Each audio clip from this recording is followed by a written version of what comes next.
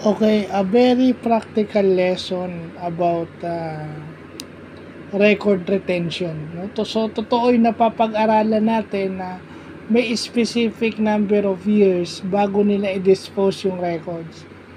I think I've experienced it very well because kumuha ako ng medical records dun sa isang ospital kung saan ako inoperahan. Hindi ko nababanggitin kung saan dahil baka bawal, okay? And then my medical records is way back 1987. So ilang years na yon? So 37 years na yon. Kasi I was 7 years old nung naoperahan. So, I'm 44 right now. So, 37 years na yun. So, talagang talagang wala na yun. I-dispose talaga yun pag ganun katagal. Kasi minsan ang records is ang pinaka-maximum is 10 to 20 years lang. Walang umaabot ng 30 or more. Sa akin is 37. So, yun, a very valuable lesson about record retention. No?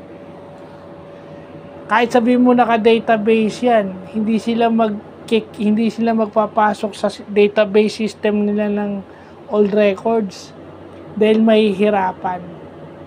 Mahirapang mag-search kapag marami na. Tsaka, syempre, hindi lang mga importanteng information yung nandun. So, hindi dapat marami.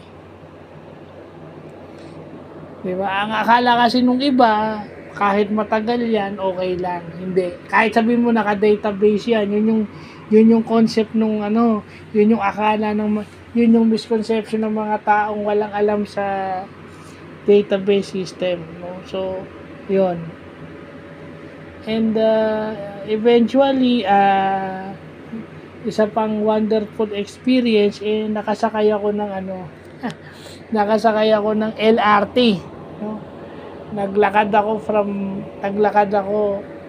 kasama ko si G, no? Naglakad kami from Manila Doctors, tawid kami sa doon sa kabila sa UN station, then Blumentritt, no? ang sarap palang sumakay ng LRT, no? Nung Light Railway Transit na pinasimulan ni dating President Ferdinand Marcos Sr. Nung panahon niya nagsimula yung Light Railway Transit na yan, yung LRT. Ang sarap.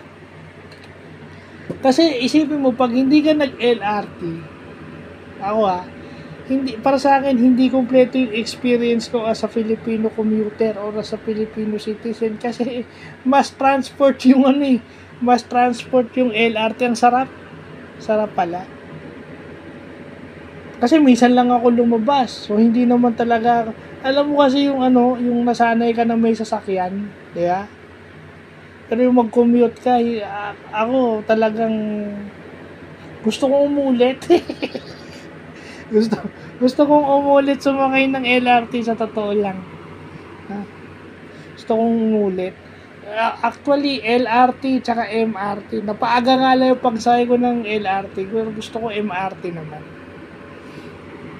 No, so, ang sarap.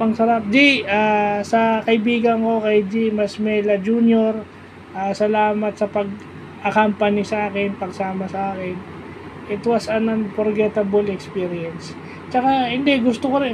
I mean, maraming taong nag-underestimate sa akin Kung pinatunayan ko sa inyo, kailangan ko lang ng isang tao na pwede akong samahan. Kaya ko siya. Baka nga kaya ko siyang mag-isa. Baka dinadoubt ko lang yung sarili ko na hindi ko kaya. But, siguro naman kung ako mag-isa, kaya ko rin. So, yun lang po.